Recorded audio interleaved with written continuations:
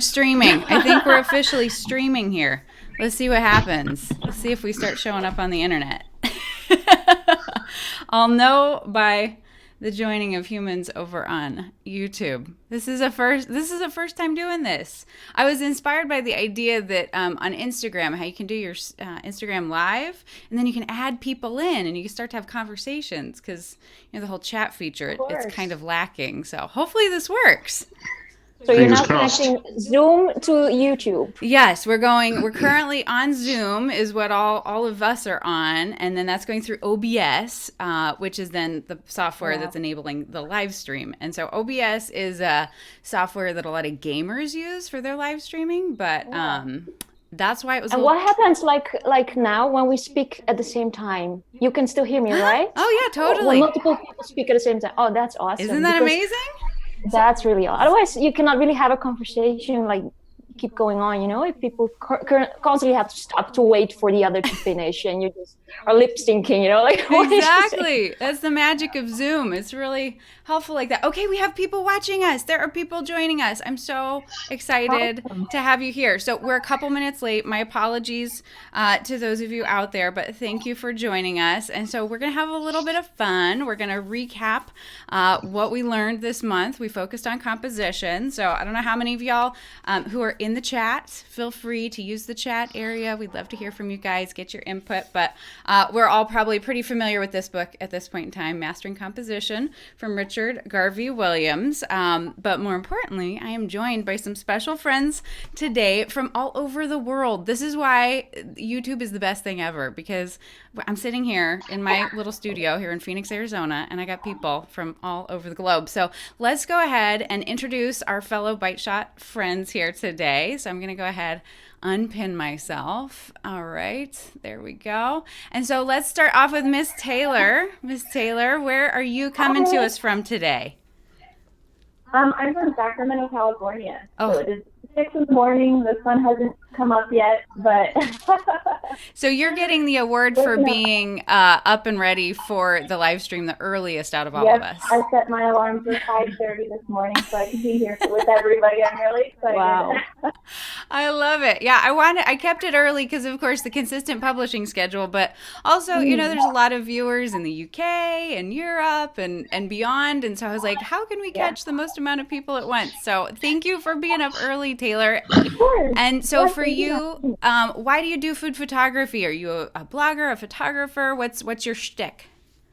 It's really a big hobby of mine. I've never really stuck with anything that I really enjoyed except photography, and it's more of a recent hobby that I've developed only over the past year and a half maybe. But I want to start my own personal chef business, and I kind of want to utilize my photography skills to take pictures of the food so then I can get more clients and customers for personal chef services. I love it. That's awesome. And your Instagram handle is plant-powered yogi. So I have to think that there's some plant-based food in there.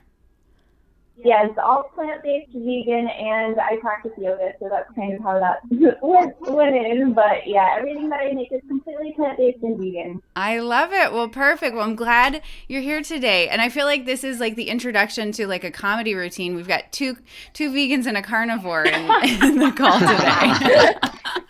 So let's jump on over to our carnivore, Mr. Tim. Tim, how are you doing this morning? Well, this afternoon for you, right? Yeah, I'm good, thanks. Yeah. So, and where are you based at for all of our viewers? I'm in Winchester in England. Beautiful. So it's nice and cold outside, and happy to be inside with you. Good. And so for you, your Instagram is, what was your Instagram again, if you can remind me? It's Silverback Gorillas Barbecue. Okay, so you are into the meats, as we'll get into your photo in a little bit. Yeah, I'm feeling outnumbered here. It's all right. That's the beauty of food, right? We have all sorts of different interests, but it's the same thing that kind of brings us together at the end of the day. But for you, is this a hobby? Is this a job? What's with the grilling?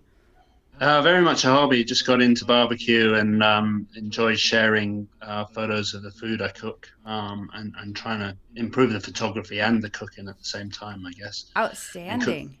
I cook lots of different things. I've my daughter's vegan actually, so we've cooked some vegan stuff on the barbecue as well, Nice. which is good. That's Yeah, good. Another one. it's all fun.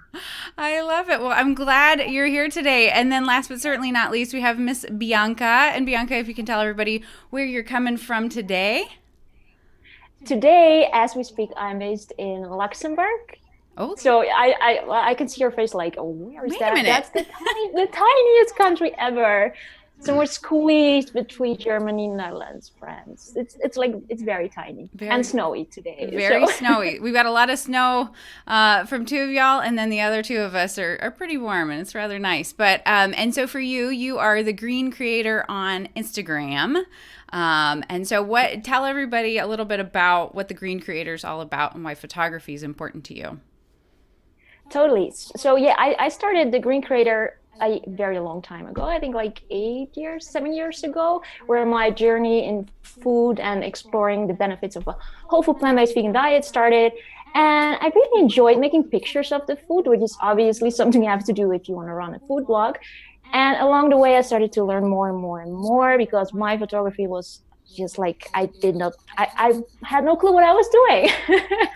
So, but I didn't know I like making pictures, and I started to learn from there.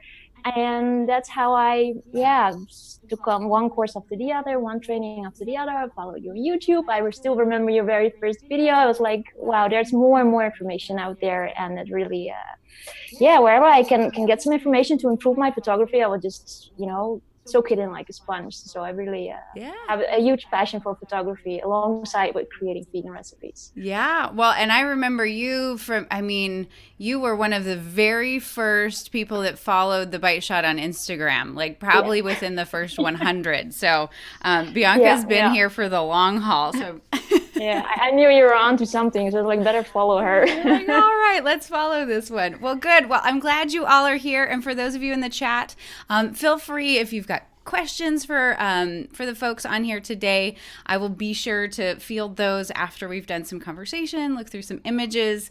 But let's dig into some composition, shall we? So what I want to do is, for each of you, I'm going to kind of go through each of the images that you shared with me that were sort of inspired by the things that we learned here in the month of January. So I'm going to start off with Taylor. Let's share Taylor's picture. And I just have to say, like, it's so much fun to see what you guys are doing. And it is a little scary to put yourself out there, so hang in there. Yeah.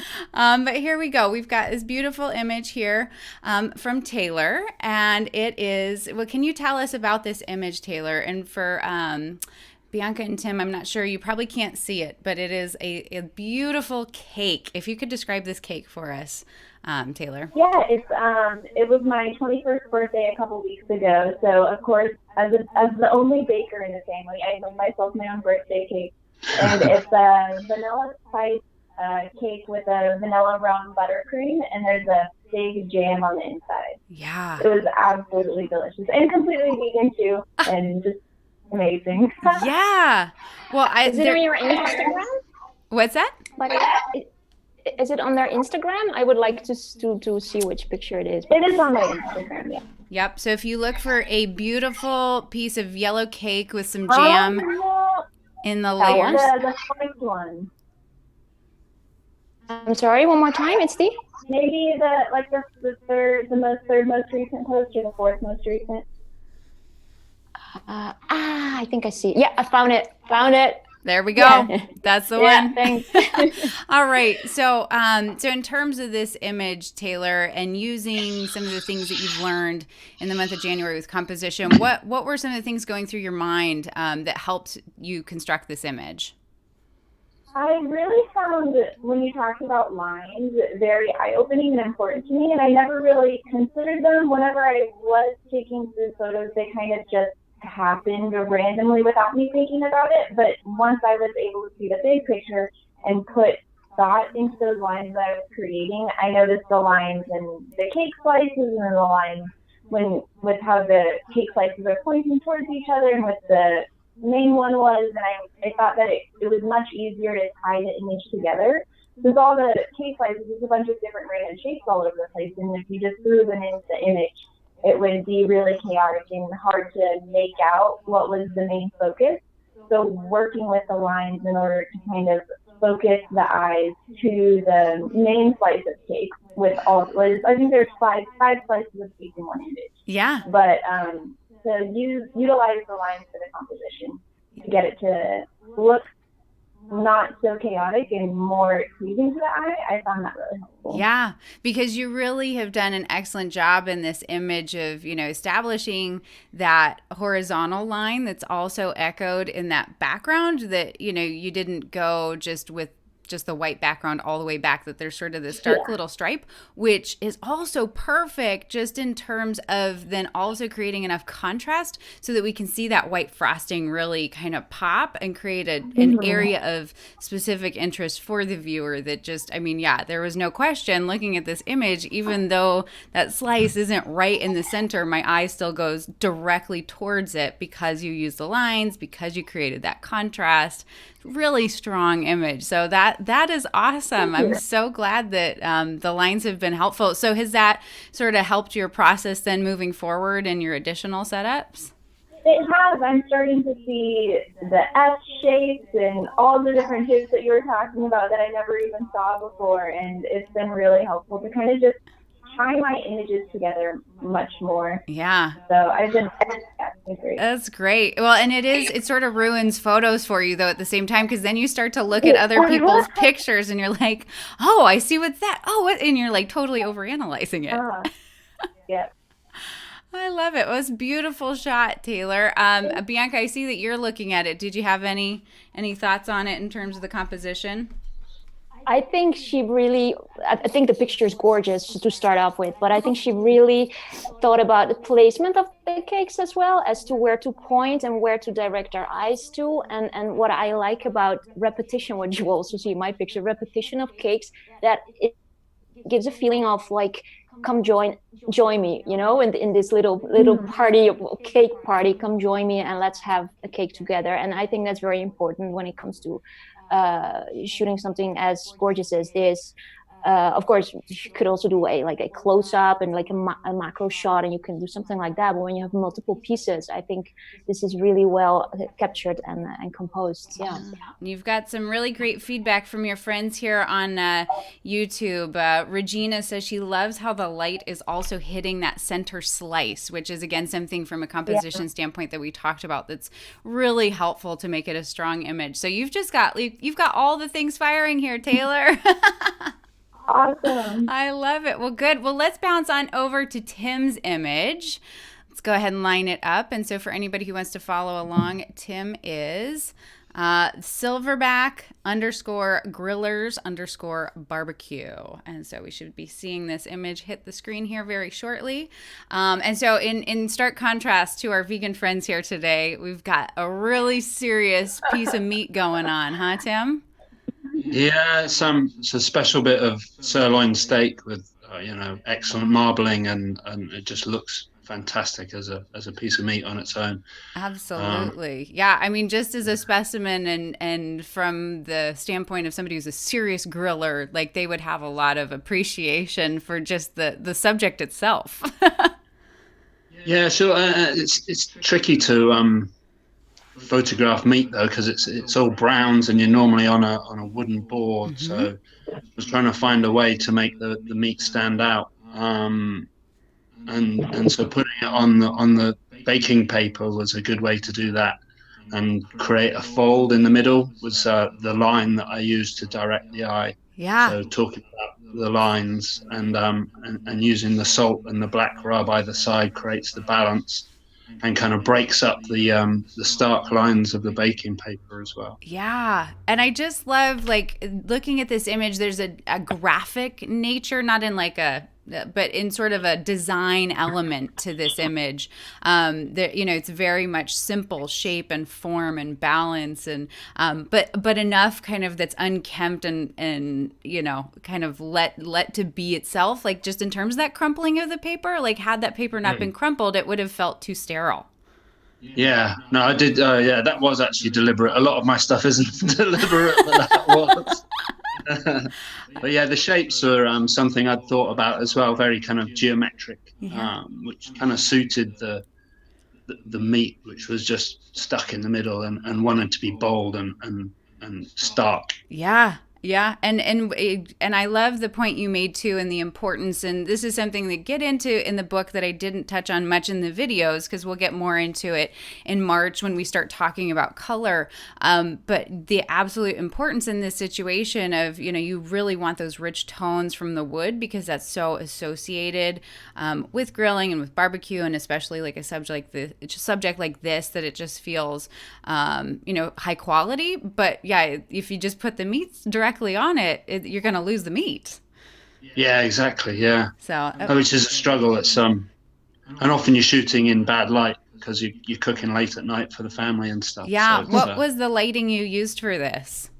this was actually during the day, so it was in front of the back door, just with some reflected light back onto it as well, just to pick up the other side a little bit. Very nice. But yeah, you've got some good dramatic shadow going on there to really define the subject. And I love that you thought too about framing, because that's such an important aspect of, clearly the subject is strong in and of itself, but that you've got a diamond around it. And then not only is it a diamond, but the way that paper lies, then those corners of the cutting board then turn into triangles, which then further encircle and dominate that subject, really driving our eyes to the center. Yeah. So I love it. You. Beautiful use of shapes. Not sure if you gals are able to see his image, or if you had other thoughts in relationship. That's the one. That's the one. Yeah. Yeah. I put up on Instagram right now. Oh, no. And I really love the different textures that you used with the tile, and then the wood, and then the parchment paper, and then the meat, and the different spices. It gives more of like a feel to the image, and not just a flat, boring. And I like how you framed it as well, like Joni said. Yeah. And I love the lighting too. It's just a great image. It looks really good and natural. Is what I like what I noticed that is really, maybe you have thought about it or maybe not, but if you would divide the picture in two, left and right, you really thought about creating a balance in color and positioning the salt and pepper, I think, and creating the same shapes of the baking paper on both left and right. I think that's really well thought about, because it's sort of, even though there's texture going on, you have like the first layer of backdrop, then you have the cutting board, and then you have the paper. Even though that's happening, the eyes are drawn to the piece of meat because of the balance, if you will. Yeah, very nice. And speaking on that balance, and I don't know, I'd be curious to know if this was intentional, Tim. One of the things that I didn't talk about in the videos, but is in the book, is the idea of different colors carrying different visual weight, and that white will generally hold a heavier visual weight than black, because when we look at white, it sort of creates this radiant effect around it, whereas black, we know, white reflects, black absorbs. And so that you have placed the white then lower down makes a lot of sense, because it has more visual weight, but then items that are higher in the frame then also carry more visual weight. So it's a counterbalance of that dark, is that pepper, or is it some sort of salt? It's a black rub. It's a charcoal activated rub. So that carries more visual weight based on its position, but then the white carries more visual weight based on its lack of color. And so those two balance one another. So I don't know if you did that intentionally. I'm going to say yes. Of course you will. No, it wasn't something I was aware of, actually. So definitely. To be honest. Oh, I think I just lost my camera. Here we go. There we go. I'm back on. So bravo. Well done. Well, let's go ahead. Thank you very much, guys. Yeah. So let's go ahead and jump over to Ms. Bianca's image here. Let's do the little transition. For those who want to reference it on Instagram, she is the Green Creator. There we go. And we've got some lovely desserts going on here, Bianca. This is like signature Bianca. I've been following Bianca's work for a long time, so I feel like this is classic, your style. So if you want to tell us about what this is. Oh, that's such a compliment, because I'm still struggling in finding my style. I think every photographer does at one point, is like, still, is this my style? Mm-hmm. So thank you for that. So my thought with this picture was, and I have to be honest, I shot this picture before I read the book. Okay. But I was very intentional with shooting this picture, and I found out that I actually was more intentional when I styled this photo than I initially thought. So what I basically did is I created very harsh vertical lines going up, sort of give a sort of a heavy feeling of a heavy dark chocolate cupcake. But the inside is like soft and sweet and vanilla. So I wanted to sort of break that and soften up the feeling of harshness in terms of color and position and heaviness and everything. So I placed a little plate on the top corner with a crumbled piece of cupcake showing the inside, giving it some texture and heaviness in terms of position because it's higher. Like what's written in the book, things that are positioned higher feel heavier to us, because the cupcakes themselves feel kind of heavy without any counterbalance on that side. And then what I found very interesting is that I sort of was, I remember I was having issues with the napkin as usual. But welcome to the club, right? Yeah, it was a never ending story. And I created sort of a curve together with the negative space to sort of break the squareness and hug the cupcakes, if you will. I know maybe this sounds very artsy up in the air, but it's all about, I think, creating the harsh lines of the harsh of the heavy dark chocolate together with soft lines presenting the sweetness and the vanilla and all that jazz that's going on. So, and that is only something I figured out after I read the book. Yeah. So that kind of surprised me. That was the aha moment that I was like, well, you're really making sort of trying to create an emotional sort of a reaction. You know, when the viewer is looking at your picture, you want to evoke an emotional reaction, and you're basically doing that without even knowing that sometimes. Yeah. Yeah. That's what's so fun too is, going through all of this and we can kind of see, how much intuition really does kind of figure into how we create images. Oh, hold on. Oh, sounds good. Sorry, I was getting notifications, but how much we should really trust our gut in certain situations because it really does help. It really elevates our images. But then when we do have that sort of behind the scenes, that ability to know why it's working, then when it's not working, then we have those tools available to us to jump right in, make things happen, and hopefully save ourselves some time. But yeah, your intuition was spot on to really create those vertical lines. So good. So are you taking sort of some of this learning then into your new compositions as you start to create new images? Oh, yeah. I'm constantly, I think composition is something that is my weakest point still. I'm really still struggling with it, and I'm taking plenty of courses and trainings, but it is really something that I'm struggling with. And that's why I thought, okay, I need to join the Bicep book club this month, especially because this is something that might help me along the way.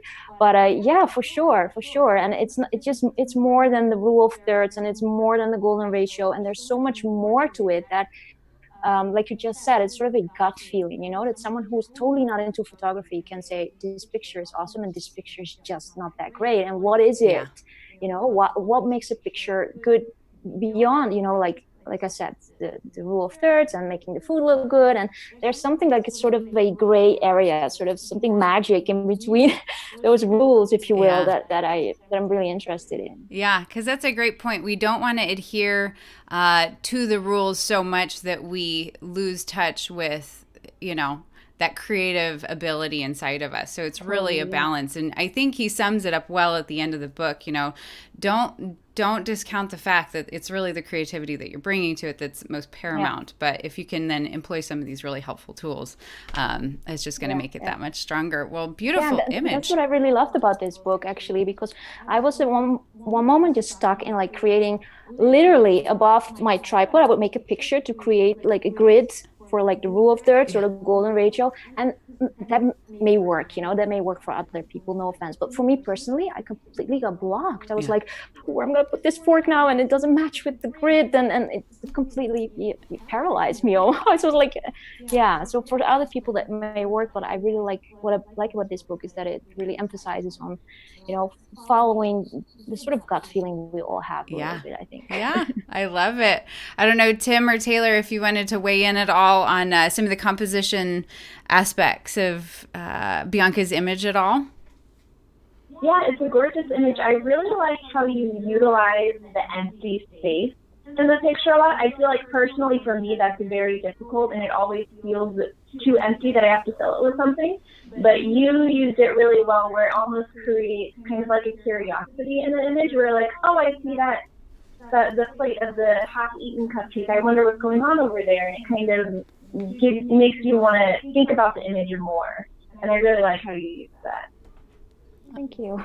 I love it. Yeah, I really agree. It's with barbecue, a lot of the photos tend to be very close up on the meat or whatever you're cooking, and it's for me particularly it's difficult to leave an empty space, and but I think it works superbly in your photo there, and the shadows on the chocolate add some gravity to the chocolate as well into the whole photo. I love it. Well, good. Well, I'm looking at the chat here, and we've got some really great conversation going. And I mean, I feel like we could just talk about this kind of stuff all day, and I don't want to take everybody's day up. But I do have some commentary. Salt and Serenity says linen draping. Oh my gosh, the struggle is real, but your arrangement is perfect, Bianca. You've got a lot of friends out there who could agree that the linens are just a pain in the neck.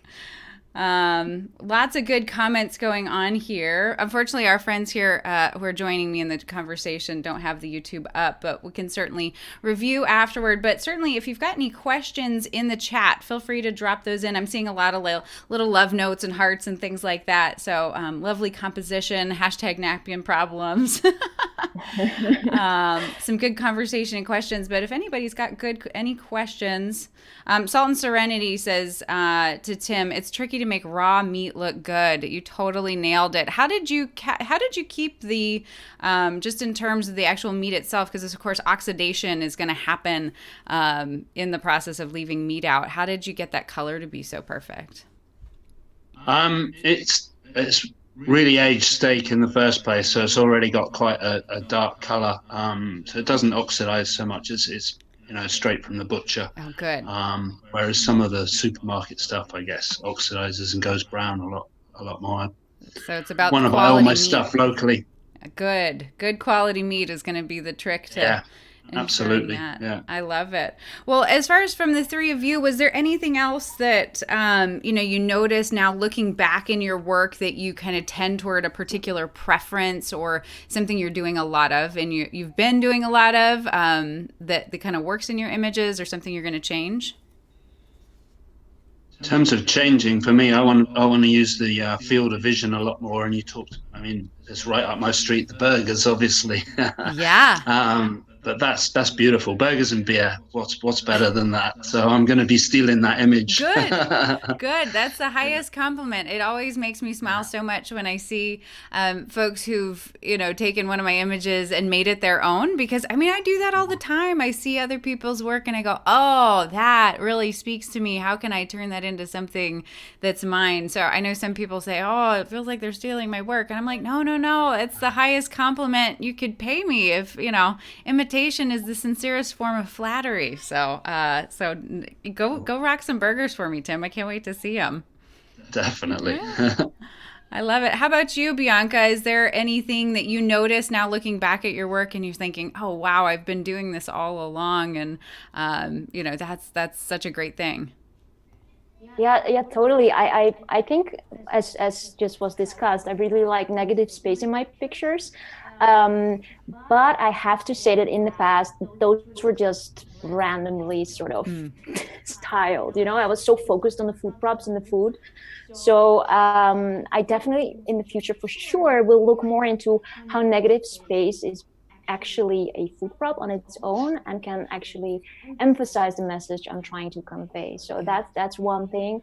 And the second thing is that, like I said, I will go more of the rules of food styling a little bit more and go sometimes a bit more with my gut feeling, because if I would have a scenario that I would have the perfect rule of thirds, but I actually would totally want to do it completely differently, then I think I will go for the second option, just to see how that will work out and if it evokes the same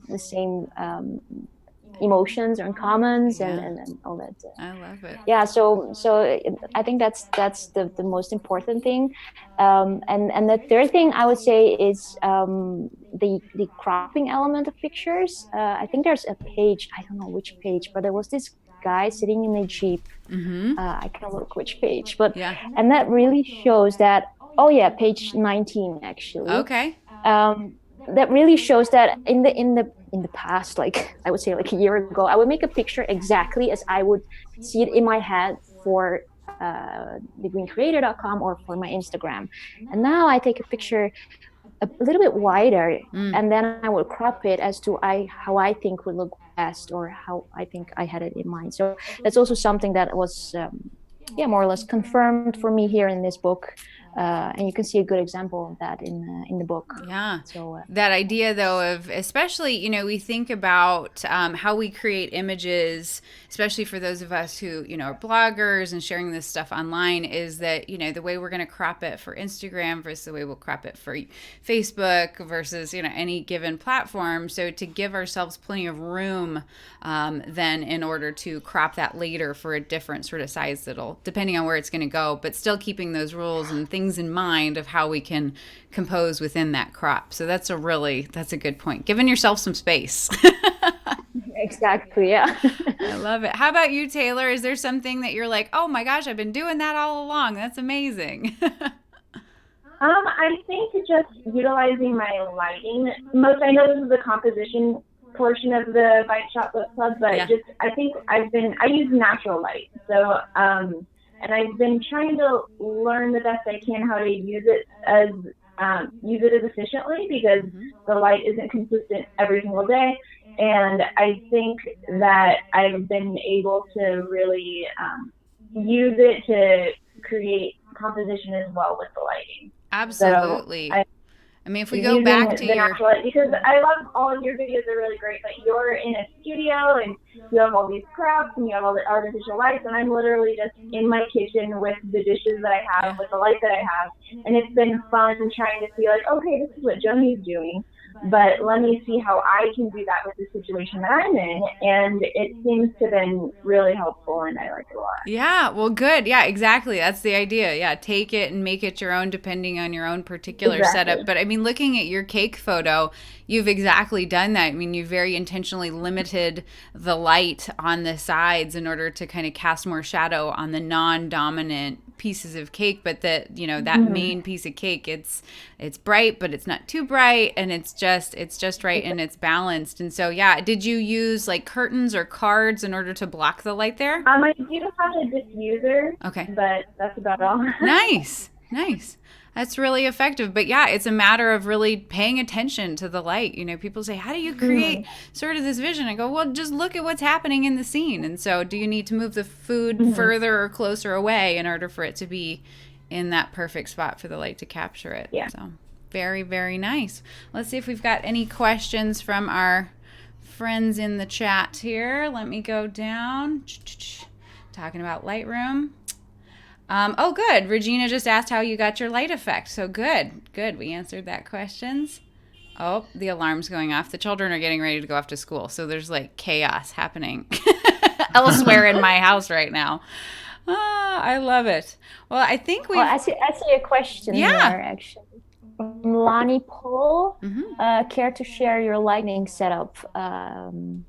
That question was, I think, Bianca cared to share your lighting setup. So in that picture, I use natural light. Natural light, big, nice window? Actually, it was very much diffused. It was away from a window with quite some space from the light source to the table. And there was a bounce board on the bottom left side. And that's it. That's all. And then all the editing, of course. That's a whole other ball of wax that we'll probably spend a whole month on in and of itself. And that's what's so fun, right? I mean, moving forward, we've got all these topics that we can just keep diving deeper and deeper into. But well, Taylor, you did a great job of segueing me into what we're going to be covering for February. I don't have the book with me right now, but it's Light, Science, and Magic, and that's what we're covering for the month of February. So focusing on lighting, how we can wrangle our lighting, and really understanding those foundational principles of how light behaves, which my thought is if you can really wrap your mind around this book, you are set for life as a photographer. It's really so much of the foundations. But I'm going to give everybody a fair warning. It is a dense book. It is a dry book. It is a textbook. So it's not going to be the most riveting thing you've ever read, but I'm hoping we can all do it together so that we can survive. If I could survive it, you certainly can as well. And so we're going to go through it and start to apply the principles specifically to food and hopefully have some similar aha moments as we had here in January with compositions. Are you guys excited about throwing some lighting in there? Definitely. Yeah. I'm super excited about that book because that book is the driest piece of literature on photography I have. It is so not exciting, but I at the same time I read it and I go, oh, that's why that happens. Yeah, you need to go through a lot of pages to get to that point. Well, hopefully. What was the name of the book again, Joni? It is called Light, Science, and Magic. It is in, if anybody who's looking for it, I have linked it in the description below of this video, which after it posts, it'll be there. And it's the whole lineup of what we're reading for the next 5 months. But yeah, so for February, it's Light, Science, and Magic. It is also the most expensive book in the collection. So certainly there are past editions, older editions. So if you can get your hands on one of those, that's great. Or at your local library. I've found a lot of folks are having a lot of success with their local library systems as well. So I tried to keep all of the books in the book club affordable just because I don't want people breaking the bank over books. But to me, this one is so important and foundational that I couldn't pass it up. We just had to cover it. So, and even if you don't get the book, you'll still get plenty of quality education from the videos that I'll be sharing here for the month of February. So the very first one, I just recorded it yesterday, so it'll go up next week. I'm so excited to share it because it's just some of those things that I remember when I learned. I was like, oh, the whole new universe has just opened up. So hopefully we'll have some fun with that. But with that, let's see. Salt and Serenity, don't be scared. People are saying I'm scaring them by talking about this book as a tech. I just want to give you adequate expectation going into it, that you're not thinking that this is going to be, the next great novel. It's not, but it's totally worth it. And if you're struggling, that means you're doing something right? So let's see. I think we've got it. Everything. So, Paul wants to know, we're about to hit 100,000 subscribers on YouTube. Yes, we are. Very exciting. And there is a little actually quite a few celebrations planned. There will be a special bonus video coming up. It's going to involve a very tricky shoot, which I still have to figure out how to do it. And then we're also doing a giveaway with Canon. So my buddies at Canon are offering up a special giveaway. I'm not going to tell you what it is yet. So that's coming as well. And then I'm also launching something else special. So much in the works. We should hit 100,000 within the next 2 weeks. So stay tuned. So, all right. I think we got it all. Well, I just want to say a big thank you so much to Tim, Taylor, and Bianca for joining us today, and Taylor for getting up early. I know the struggle. I really appreciate you guys being here today and sharing your work, putting it out there. I know that's not easy to, share with the whole world. Here's what I made, but y'all did beautiful work, and I'm excited that we got to share what you learned with our group here on the chat. And for those of you who are on the chat, thank you so much for joining us. I hope you had a good time. This will be posted for replay once it's over, so if you missed the first part of it, you can rewatch it later.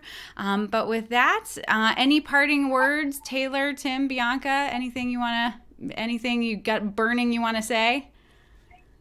No, thank you for the inspiration. You bet. All right. Well, with that, we'll go ahead and sign off. And much love to you guys. Get out there and be creative. And we'll see you next week, okay? Thank Bye. you. Thanks, bye.